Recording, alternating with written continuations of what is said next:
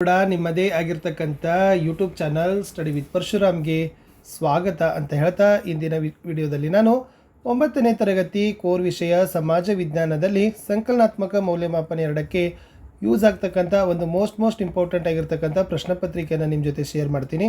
So very important ಅದ. So already ನಾನು DSCRT ಅವರು ಬಿಡುಗಡೆ ಮಾಡಿರ್ತಕ್ಕಂಥ ಗೌರ್ಮೆಂಟ್ ಹೈಸ್ಕೂಲ್ಗಳಿಗೆ ನಡೆಸ್ತಕ್ಕಂಥ ಕ್ವಶನ್ ಪೇಪರ್ಗಳ ಎಲ್ಲ ಸೆಟ್ಟನ್ನು ಹಾಕಿದ್ದೀನಿ. ಸೊ ಇದು ಗೌರ್ಮೆಂಟಿಂದ ನಡೆಸ್ತಕ್ಕಂಥ ಎಕ್ಸಾಮ್ಗಾಗಿರ್ಬೋದು ಮತ್ತು ಪ್ರೈವೇಟ್ ಮತ್ತು ಏಡೆಡ್ಗಳಿಗೂ ಕೂಡ ಯೂಸ್ ಆಗ್ತಕ್ಕಂಥ ಕ್ವಶನ್ ಪೇಪರ್ ಇದೆ. ಸೊ ಈ ಕೆಲವು ಶಾಲೆಗಳಲ್ಲಿ ಪ್ರೈವೇಟ್ ಮತ್ತು ಏಡೆಡಲ್ಲಿ ಬಂದರೂ ಕೂಡ ಇದೇ ಕ್ವಶನ್ ಪೇಪರ್ ಡಿಕ್ಟೂನು ಕೂಡ ಬರ್ಬೋದು. ಸೊ ಭಾಳ ಇಂಪಾರ್ಟೆಂಟ್ ಕ್ವಶನ್ಸ್ ಇದ್ದಾವೆ, ಕಡೆ ತಕ್ಕ ಕವರ್ ಮಾಡಿದ್ದೀನಿ ನೋಡಿ. ಡಿಸ್ಕ್ರಿಪ್ಷನ್ ಬಾಕ್ಸ್ನಲ್ಲಿ ಎಲ್ಲ ವಿಷಯದ ವಿಡಿಯೋಗಳ ಲಿಂಕನ್ನು ಕೂಡ ಹಾಕಿರ್ತೀನಿ, ಅದನ್ನು ಕೂಡ ನೋಡಿದರೆ ಎಲ್ಲ ವಿಷಯಗಳೇನು ಪರ್ಫೆಕ್ಟಾಗಿ ಹೋಗ್ತೀರಿ. ಫಸ್ಟ್ ಮಲ್ಟಿಪಲ್ ಚಾಯ್ಸ್ ಕ್ವಶನ್ 8 ಇರ್ತಾವೆ. ಮೊದಲ ಪ್ರಶ್ನೆ, ಪಾರ್ಸಿಗಳ ಧರ್ಮಗ್ರಂಥವಾದ ಅವ್ಯಸ್ತಾದಲ್ಲಿ ಬರುವ ಶ್ಲೋಕ ರೂಪದ ಸಾಹಿತ್ಯಕ್ಕೆ ಏನಂತ ಕರೀತಾರೆ? ಸೊ ಗೊತ್ತಿರಲಿ, ಅದನ್ನು ಗಾಥಾ ಅಂತಾನೆ ಕರೆಯೋದು. ಪ್ರಶ್ನೆ 2, ಮಾರ್ಟಿನ್ ಲೂಥರ್ನ ಅನುಯಾಯಿಗಳನ್ನು ಏನಂತ ಕರೀತಾರೆ? ಸೊ ಮಾರ್ಟಿನ್ ಲೂಥರ್ ಅವರ ಅನುಯಾಯಿಗಳನ್ನು ಪ್ರೊಟೆಸ್ಟೆಂಟ್ ಅಂತಾನೆ ಕರೆಯೋದು.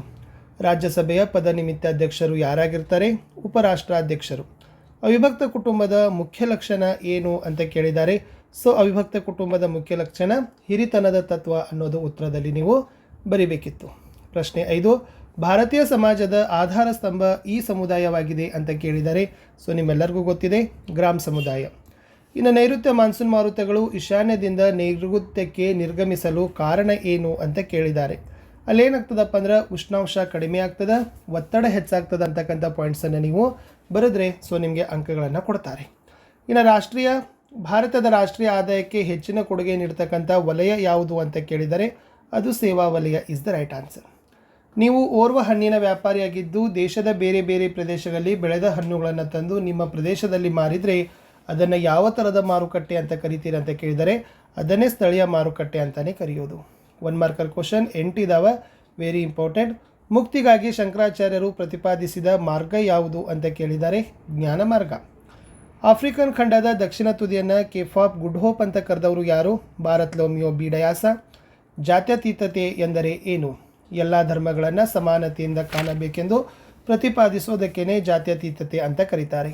ಸಾಮಾಜೀಕರಣವನ್ನು ಅರ್ಥೈಸ್ರಿ. ಮಗು ಬೆಳೆದು ಕ್ರಮೇಣ ಸಾಮಾಜಿಕ ವ್ಯಕ್ತಿಯಾಗಿ ರೂಪುಗೊಳ್ಳೋ ಪ್ರಕ್ರಿಯೆಗೇ ಸಾಮಾಜೀಕರಣ ಅಂತ ಕರೆಯೋದು. ಇನ್ನು ಕೃಷ್ಣ ನದಿ ಉತ್ತರ ಕರ್ನಾಟಕಕ್ಕೆ ವರದಾನವಾಗಿದೆ ಹೇಗೆ? ನೀರಾವರಿ ಮತ್ತು ಜಲವಿದ್ಯುತ್ ಉತ್ಪಾದನೆ. ಇನ್ನು ಹಳೆಯ ಮೈಸೂರಿನ ಸಾಂಪ್ರದಾಯಿಕ ಬೆಳೆ ಅಂತ ಯಾವ ಬೆಳೆಯನ್ನು ಕರಿತೀರಿ? ರಾಗಿಗೆ ಕರೀತಾರೆ. ಸ್ಟೇಟ್ ಬ್ಯಾಂಕ್ ಆಫ್ ಮೈಸೂರು ಯಾವಾಗ ಸ್ಥಾಪನೆ ಆಯಿತು? 1913. ಇನ್ನು ಕಾರ್ಯವಿಭಜನೆ ಅಂದರೆ ಏನು ಅಂತ ಕೇಳಿದರೆ ಕ್ರಮಬದ್ಧವಾಗಿ ಕೆಲಸವನ್ನು ಹಂಚೋದಕ್ಕೇ ಕಾರ್ಯದ ವಿಭಜನೆ ಅಂತ ಕರೆಯೋದು. ಇನ್ನು 2 ಮಾರ್ಕರ್ ಕ್ವಶನ್ 8 ಇದಾವೆ. ಸೊ ಟೋಟಲಿ 16 ಅಂಕಗಳನ್ನು ನೀವು ಇಲ್ಲಿದ್ದು ಏನು ಮಾಡ್ತೀರಪ್ಪ ಅಂದರೆ ಈಸಿಯಾಗಿ ಪಡಿತೀರಿ. ಪ್ರಶ್ನೆ 17, ಶಹಜಾನ್ ಅವಧಿಯನ್ನು ಮೊಘಲರ ಕಲೆ ಮತ್ತು ವಾಸ್ತುಶಿಲ್ಪದ ಸುವರ್ಣ ಯುಗ ಅಂತ ಕರೀತಾರೆ ಏಕೆ? ಸೊ ಏಕೆಂದರೆ ಫತೇಪುರ್ ಸಿಕ್ರಿ, ಆಗ್ರಾ, ದೆಹಲಿಗಳಲ್ಲಿ ಭವ್ಯ ಸ್ಮಾರಕಗಳನ್ನು ಶಹಜಾನ ಕಟ್ಟಿಸ್ತಾನೆ. ಆಗ್ರಾದಲ್ಲಿ ತಾಜ್ ಮಹಲ್, ಅಕ್ಬರಿ ಮಹಲ್, ಜಹಾಂಗೀರ್ ಮಹಲ್ ಕಟ್ತಾನೆ. ಲಾಹೋರ ಮತ್ತು ಅಲಹಾಬಾದ್ಗಳಲ್ಲಿ ಸಹ ಅಗ್ರಾ ಮಾದರಿಯ ಕೋಟೆಗಳ ನಿರ್ಮಾಣವನ್ನು ಮಾಡ್ತಾನೆ. ಕೆಂಪು ಕೋಟೆ, ಜಾಮಿಯಾ ಮಸೀದಿಗಳನ್ನು ಸಹಿತ ಶಹಜಾನ್ ನಿರ್ಮಾಣವನ್ನು ಮಾಡ್ತಾನೆ.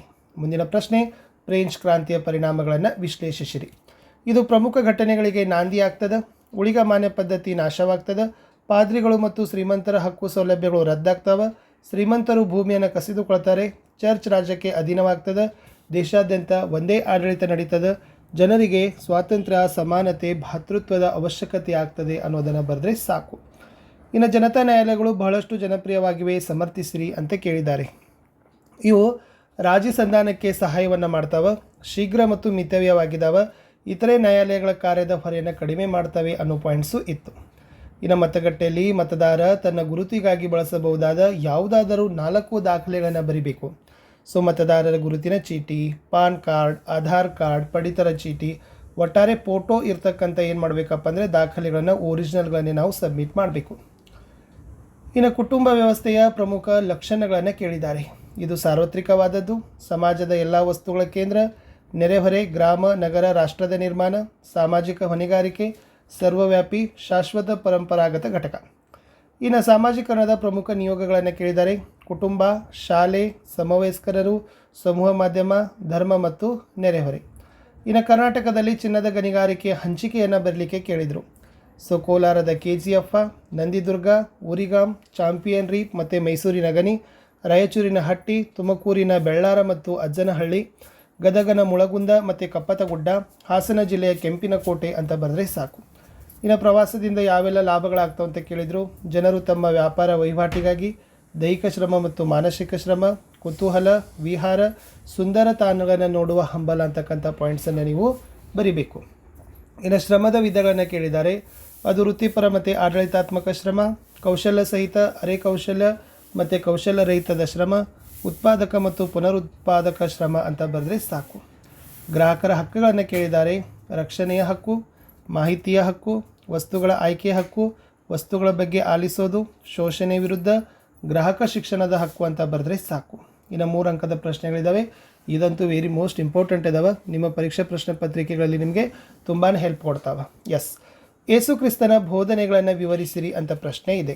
ಸೊ ಯೇಸು ಏನು ಹೇಳಿದಪ್ಪ ಅಂದರೆ, ದೇವರು ಒಬ್ಬನೇ, ದಯಾಮಯನಾದ ದೇವರು, ಸರ್ವ ಜೀವರಾಶಿಗಳ ತಂದೆ. ಪ್ರತಿಯೊಬ್ಬದರಲ್ಲಿ ಸಹೋದರತೆಯ ಭಾವನೆ ಇರಬೇಕು. ನಾವು ಕಷ್ಟದಲ್ಲಿದ್ದವರನ್ನು ಪ್ರೀತಿಸಿದರೆ ದೇವರು ನಮಗೆ ಪ್ರೀತಿಸ್ತಾನೆ. ಪರರಿಂದ ಯಾವುದನ್ನು ಬಯಸದೆ ನಾವು ಸೇವೆಯನ್ನು ಮಾಡಬೇಕು. ಮಾನವ ಸೇವೆಯೇ ದೇವರ ಸೇವೆಗೆ ಸಮಾನವಾದದ್ದು. ಮಾನವ ತನ್ನ ತಪ್ಪಿಗೆ ಪಶ್ಚಾತ್ತಾಪ ಪಟ್ಟರೆ ದೇವರಿಗೆ ಕ್ಷಮಾಪಣೆ ಇದೆ ಅನ್ನೋದನ್ನು ಬರೆದಾರೆ. ಇಷ್ಟು 6 ಪಾಯಿಂಟ್ಸನ್ನು ಬರೀಬೇಕು. ಅಥವಾ ಪೃಥ್ವಿರಾಜ್ ಚೌಹಾನನ ಸಾಧನೆಗಳು ಅಂತ ಕೇಳಿದ್ದಾರೆ. ಇದು ಇಂಪಾರ್ಟೆಂಟ್ ಇದೆ. ಸೊ ಏನೆಲ್ಲ ಪೃಥ್ವಿರಾಜನ ಸಾಧನೆಗಳಪ್ಪ ಅಂದರೆ, ಅಜ್ಮೀರ್ನಿಂದ ಬಂದ ಪೃಥ್ವಿರಾಜ್ ಚೌಹಾನ್ ಪ್ರಸಿದ್ಧ ದೊರೆಯಾಗಿದ್ದ. ಬುಂದೇಲ್ಖಂಡದ ಚಂದೇಲ ರಾಜನನ್ನು ಸೋಲಿಸ್ತಾನೆ. ಮೊದಲ ತರೈನ್ ಕದನದಲ್ಲಿ ಘೋರಿಯನ್ನು ಸೋಲಿಸ್ತಾನೆ. ಎರಡನೇ ತರೈನ್ ಕದನದಲ್ಲಿ ವಿಶ್ವಾಸಘಾತು ಕದನದಿಂದ ಸೋಲು ಕಾಣ್ತಾನೆ. ಧೈರ್ಯ ಮತ್ತು ಸಾಹಸಮಯ ಸ್ವಭಾವಕ್ಕೆ ಹೆಸರುವಾಸಿ. ಪೃಥ್ವಿರಾಜ್ ರಾಸೋ ಕೃತಿಯಲ್ಲಿ ವಿವರಿಸಿದ್ದಾನೆ. ಕೆಲವು ತಪ್ಪು ನಿರ್ಧಾರಗಳು ಅವನ ಪತನಕ್ಕೆ ಕಾರಣವಾಗ್ತವೆ ಅನ್ನೋದನ್ನು ಬರೆದ್ರೆ ಸಾಕು. ನೆಕ್ಸ್ಟ್ ಒನ್, ಸಾಹಿತ್ಯ ಕ್ಷೇತ್ರಕ್ಕೆ ವಿಜಯನಗರ ಅರಸರ ಕೊಡುಗೆಗಳನ್ನು ಕೇಳಿದ್ದಾರೆ. ಕನ್ನಡ, ಸಂಸ್ಕೃತ, ತೆಲುಗು, ತಮಿಳು ಭಾಷೆಗಳಲ್ಲಿ ಸಾಹಿತ್ಯದ ರಚನೆ. ಚಾಮರಸರ ಪ್ರಭುರಿಂಗಲೀಲೆ, ಕುಮಾರವ್ಯಾಸರ ಕರ್ನಾಟ ಭಾರತ ಕಥಾಮಂಜರಿ, ಬಸವಾದಿ ಶಿವಶರಣರ ಶೂನ್ಯ ಸಂಪಾದನೆ, ಪುರಂದರದಾಸರು, ಕನಕದಾಸರು, ವ್ಯಾಸದಾಸರ ದಾಸ ಸಾಹಿತ್ಯ, ಗಂಗಾದೇವಿಯ ಮಧುರಾ ವಿಜಯಂ, ಅಲಸಾನಿ ಪೆದ್ದನ, ತಿಮ್ಮನ ಮತ್ತು ತೆನಾಲಿ ರಾಮಕೃಷ್ಣನ ಕೃತಿಗಳು. ಕೈಗಾರಿಕಾ ಕ್ರಾಂತಿಯ ಪರಿಣಾಮಗಳು ವೆರಿ ಮೋಸ್ಟ್ ಇಂಪಾರ್ಟೆಂಟ್. ಯಂತ್ರಗಳ ಬೇಡಿಕೆಯಲ್ಲಿ ಹೆಚ್ಚಳ, ಆರ್ಥಿಕ ಮತ್ತು ಸಾಮಾಜಿಕ ಕ್ಷೇತ್ರದಲ್ಲಿ ಬದಲಾವಣೆ, ಹೊಸ ಕಾರ್ಖಾನೆ ಸ್ಥಾಪನೆ, ಉತ್ಪಾದನಾ ವೆಚ್ಚ ಕಡಿಮೆ ಮತ್ತು ಕಡಿಮೆ ಬೆಲೆಗೆ ವಸ್ತುಗಳು, ಗೃಹ ಕೈಗಾರಿಕೆಗಳು ಬೃಹತ್ ಕೈಗಾರಿಕೆಗಳೊಡನೆ ಸ್ಪರ್ಧಿಸಲಾರದೆ ಹೋಗ್ತವೆ, ಬಡವ ಮತ್ತು ಶ್ರೀಮಂತರ ಅಂತರ, ಜನರು ಹಳ್ಳಿಗಳಿಂದ ಪಟ್ಟಣಕ್ಕೆ ವಲಸೆ, ಬಂಡವಾಳಶಾಹಿ ವರ್ಗ ನಿರ್ಮಾಣವಾಗ್ತದೆ ಅಂತ ಬರೆದ್ರೆ ಸಾಕು. ಇನ್ನು ರಾಜ್ಯ ಮಂತ್ರಿಮಂಡಲದ ಕಾರ್ಯಗಳನ್ನು ಕೇಳಿದರೆ, ಸರ್ಕಾರದ ನೀತಿ ರೂಪಿಸಿ ಅನುಷ್ಠಾನ, ಆಯವ್ಯಯ ಪಟ್ಟಿಯ ತಯಾರಿಕೆ, ಲೋಕಸೇವಾ ಆಯೋಗದ ರಚನೆ, ಲೋಕಸೇವಾ ಆಯೋಗಕ್ಕೆ ಅಧ್ಯಕ್ಷರು, ಸದಸ್ಯರು, ಲೋಕಾಯುಕ್ತರಿಗೆ ನೇಮಕವನ್ನು ಮಾಡಲಿಕ್ಕೆ ರಾಜ್ಯಪಾಲರಿಗೆ ಶಿಫಾರಸು ಮಾಡ್ತಾರೆ. ಇಲಾಖಾ ಮಂತ್ರಿಗಳು ದಕ್ಷತೆಯಿಂದ ನಿರ್ವಹಿಸ್ತಾರೆ. ವಿವಿಧ ಇಲಾಖೆಗಳ ಮೇಲ್ವಿಚಾರಣೆ ಮಾಡ್ತದೆ. ಇನ್ನು ಭಾರತೀಯ ವಾಯುಪಡೆಯ ತರಬೇತಿ ಕೇಂದ್ರಗಳು ಯಾವುವು ಅಂತ ಕೇಳಿದ್ದಾರೆ. ಏರ್ಫೋರ್ಸ್ ಅಕಾಡೆಮಿ ದುಂಡಿಗಲ್ಲ, basic flying training school Prayagraj, airman ತರಬೇತಿ ಶಾಲೆ Sambra Belagavi, air force technical college Jalahalli Bengaluru, college of air warfare Secunderabad. ಇನ್ನು ಭಾರತದಲ್ಲಿ ಗ್ರಾಮ ಸಮುದಾಯ ಮಹತ್ವದ್ದಾಗಿದೆ ಏಕೆ ಅಂತ ಪ್ರಶ್ನೆ ಇತ್ತು. ಸೊ ಗ್ರಾಮಗಳು ಭಾರತೀಯ ಸಮಾಜದ ಆಧಾರ ಸ್ತಂಭ, ಸಾಂಸ್ಕೃತಿಕ ಮತ್ತು ಐತಿಹಾಸಿಕ ಕೊಡುಗೆ, ಕೃಷಿಯ ಪ್ರಾಧಾನ್ಯತೆ, ಸಾಂಸ್ಕೃತಿಕ ಶ್ರೀಮಂತಿಕೆ, ಸಾಮಾಜಿಕ ಜೀವನದ ಪೂರ್ಣ ಸಂಘಟನೆ ಅಂತ ಬರೆದ್ರೆ ಸಾಕು. ಇನ್ನು ಕೋಷ್ಟಕ ರಚಿಸಿ ಅದರಲ್ಲಿ ಪೂರ್ವ ಕರ್ನಾಟಕದ ಖನಿಜ ಮತ್ತು ದೊರೆಯುವ ಜಿಲ್ಲೆಗಳನ್ನು ಕೇಳಿದರು. ಸೊ ನೀವು ಯಾವೆಲ್ಲ ಕರ್ನಾಟಕದಲ್ಲಿ ಖನಿಜಗಳು ಸಿಗ್ತದೆ ಅನ್ನೋದನ್ನು ಸ್ವಲ್ಪ ನೋಡ್ಕೊಡ್ರಿ. ಕಬ್ಬಿಣದ ಅದಿರು ಬಳ್ಳಾರಿ ವಿಜಯನಗರ, ಮ್ಯಾಂಗ್ನೀಸ್ ಬಳ್ಳಾರಿ ಶಿವಮೊಗ್ಗ, ಬಾಕ್ಸೈಟ್ ಚಿಕ್ಕಮಗಳೂರು ಚಿತ್ರದುರ್ಗ, ಚಿನ್ನದ ಅದಿರು ರಾಯಚೂರು ಹಾಸನ ಅಂತ ಬರೆದ್ರೆ ಸಾಕು. ಇನ್ನು ರಸ್ತೆ ಸಾರಿಗೆ ಪ್ರಾಮುಖ್ಯತೆ ಕೇಳಿದ್ದಾರೆ. ಹಳ್ಳಿ, ಪಟ್ಟಣ ಮತ್ತು ಇತರ ಜನವಸತಿಗಳ ಸಂಪರ್ಕ ಮಾಡ್ತದೆ. ಸುಲಭ ಮತ್ತು ಕಡಿಮೆ ವೆಚ್ಚದಲ್ಲಿ ನಿರ್ಮಾಣ, ಪ್ರಯಾಣಿಕರ ಸಾಗಣೆ, ಸರಕು ಸಾಗಣೆ, ರಾಜ್ಯದ ಕೃಷಿ, ಕೈಗಾರಿಕೆ, ಗಣಿಗಾರಿಕೆ, ವಾಣಿಜ್ಯದ ಪ್ರಗತಿ ಅಂತ ಬರೆದ್ರೆ ಸಾಕು. ಇನ್ನು ಕೈಗಾರಿಕೆಗಳ ಸ್ಥಾನೀಕರಣಕ್ಕೆ ಅಗತ್ಯವಾದ ಅಂಶಗಳು ವೆರಿ ಇಂಪಾರ್ಟೆಂಟ್. ಸೂಕ್ತ ವಾತಾವರಣ, ಸಾರಿಗೆ ವ್ಯವಸ್ಥೆ, ವಿಶಾಲ ಮಾರುಕಟ್ಟೆ, ನೀರಿನ ಪೂರೈಕೆ, ಕಾರ್ಮಿಕರ ಲಭ್ಯತೆ, ತಂತ್ರಜ್ಞಾನ. ಇನ್ನು ಭಾರತದಲ್ಲಿ ಬ್ಯಾಂಕ್ಗಳ ವಿಧ ಕೇಳಿದ್ದಾರೆ.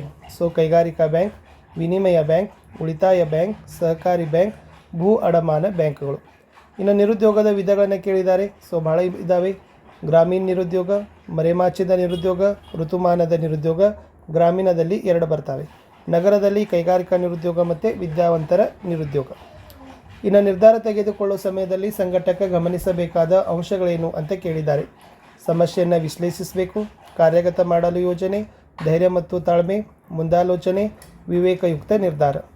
ಇನ್ನು ಸಾಂಪ್ರದಾಯಿಕ ಮತ್ತು ಅಸಾಂಪ್ರದಾಯಿಕ ಮಾರುಕಟ್ಟೆಯ ವ್ಯತ್ಯಾಸ ನೋಡಿ. ಸಾಂಪ್ರದಾಯಿಕ ಮಾರುಕಟ್ಟೆಯಲ್ಲಿ ಏನಿರ್ತದೆ, ನಿರ್ದಿಷ್ಟ ಪ್ರದೇಶಕ್ಕೆ ಸೀಮಿತ, ನಿರ್ದಿಷ್ಟ ಸ್ಥಳ, ನಿರ್ದಿಷ್ಟ ವ್ಯವಹಾರ. ಬಟ್ ಅಸಾಂಪ್ರದಾಯಿಕದಲ್ಲಿ ನಿರ್ದಿಷ್ಟ ಪ್ರದೇಶಕ್ಕೆ ಸೀಮಿತ ಇಲ್ಲ, ನಿರ್ದಿಷ್ಟ ಸ್ಥಳವಿಲ್ಲ, ನಿರ್ದಿಷ್ಟ ವ್ಯವಹಾರ ಇಲ್ಲ. ಇನ್ನು 4 ಮಾರ್ಕ್ ಅಕ್ಬರ್ ಆಡಳಿತ ವ್ಯವಸ್ಥೆ, ವೆರಿ ಮೋಸ್ಟ್ ಇಂಪಾರ್ಟೆಂಟ್. ಅದನ್ನು ನೀವುಗಳು ಕೂಡ ಸ್ವಲ್ಪ ಪಾಸ್ ಮಾಡಿ ನೋಡ್ಕೊಡ್ರಿ. ಇವೆಲ್ಲ ಇತ್ತು. ಇನ್ನು ಕಬೀರನ ಬೋಧನೆಗಳು, ಇದು ಕೂಡ ವೆರಿ ಇಂಪಾರ್ಟೆಂಟ್ ಅದ. ಸೊ ಕಬೀರನ ಬೋಧನೆಗಳು ನಿಮಗೆ ಪ್ರಶ್ನೆ ಬಂದರೂ ಕೂಡ ಬರ್ತದೆ. ಇನ್ನು ಜರ್ಮನಿಯ ಶಿಲ್ಪಿ ಯಾರು, ಆತನ ಬಗ್ಗೆ ಟಿಪ್ಪಣಿಗಳನ್ನು ಕೇಳಿದ್ದಾರೆ. ಸೊ ಜರ್ಮನಿಯ ಶಿಲ್ಪಿ ಬಿಸ್ಮಾರ್ಕ.